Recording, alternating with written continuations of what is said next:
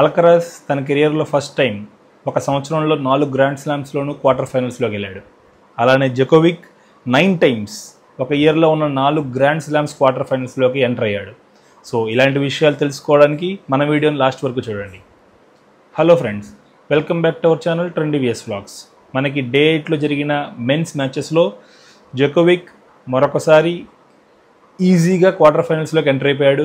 And అలానే 9th time ఒక సంవత్సరంలో 4 గ్రాండ్ స్లామ్స్లోనూ క్వార్టర్ ఫైనల్స్లోకి ఎంటర్ అయ్యాడు. ఇది ఒక రేర్ ఫీట్ అండ్ మంచి రికార్డ్ని తన పేరు మీదకి నమోదు చేసుకున్నాడు. అలానే అల్కరాజ్ ఫస్ట్ టైం ఒక సంవత్సరంలో అన్ని గ్రాండ్ స్లామ్స్లోనూ క్వార్టర్ ఫైనల్స్లోకి వెళ్ళాడు. 2025. సో ఇది తన పేరు మీద రాసుకున్న ఒక రికార్డ్. లెహెషికా మ్యాచ్ గెలిచాడు. And USA hot favourite Taylor frees మరొకసారి తన మంచి గేమ్తో క్వార్టర్ ఫైనల్స్లోకి ఎంటర్ అయ్యాడు. అదే ఉమెన్స్లో చూసుకున్నట్లయితే టౌన్సెండ్ ఈమె మీద హై ఎక్స్పెక్టేషన్స్ ఉన్నాయి, కానీ 8 మ్యాచ్ పాయింట్లు తను ఓడిపోయింది.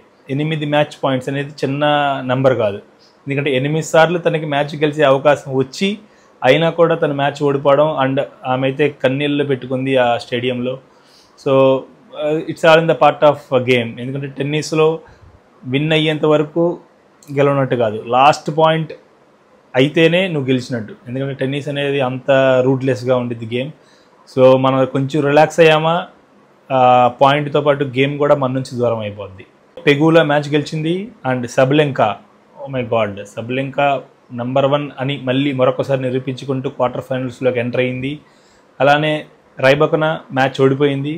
సో ఆమె కూడా రాడికునా మీద గెలిచిన తర్వాత వన్ ఆఫ్ ద ఫేవరెట్గా ఉంది. సో తను కూడా మ్యాచ్ ఓడిపోయి డే 9 ఇవాళ చూసుకున్నట్లయితే మనకి డిమనార్ మ్యాచ్ ఉంది. అలానే ఎంతో మంది వెయిట్ చేస్తున్న బబ్లిక్ వర్సెస్ సిన్నర్. సో నా ఫేవరెట్ అయితే బబ్లిక్.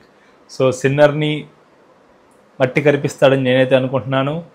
అలానే అగూర్కి మ్యాచ్ ఉంది, అగూర్ వర్సెస్ రుబ్లెవ్. ముసెట్టి మ్యాచ్ ఉంది. సో నా ఫేవరెట్ ఈ మ్యాచ్లో వచ్చేసి ముసెట్టి. అండ్ అగూర్ వర్సెస్ రుబ్లెవ్లో నా ఫేవరెట్ వచ్చేసేసి ఈసారి అగురే గెలుస్తాడని నేను అనుకుంటున్నాను, ఎందుకంటే అతను జెడ్వెరో మీద ఆడిన దానికి. సో అతను హాట్ ఫేవరెట్గా ఉన్నాడు. సో లెట్స్ సీ మీరెవరు గెలుస్తారనుకుంటున్నారో కూడా మన కమెంట్ సెక్షన్లో కమెంట్ చేయండి. అలానే ఉమెన్స్లో చూసుకున్నట్లయితే సివియాటిక్ మ్యాచ్ ఉంది. అలానే Coco Gauff versus Osaka. So ఇది ఒక one of the high expectations match. So revenge match అయ్యిద్దా లేదా అనేది కూడా చాలామంది ఎదురు చూస్తున్నారు. కోకో గాఫ్కి బాగా అక్కడ క్రౌడ్ సపోర్ట్ ఉండిద్ది. అలానే అనిసిమోవాకి కూడా మ్యాచ్ ఉంది. ఇలాంటి US open and tennis updates కోసం మన ఛానల్ని సబ్స్క్రైబ్ చేసుకోకపోతే ప్లీజ్ సబ్స్క్రైబ్. అండ్ మళ్ళీ రేపు సాయంత్రం 7 గంటలకు కలుద్దాం. అప్పటి వరకు సైనింగ్ ఆఫ్, మీ లింగినేని సబరీష్.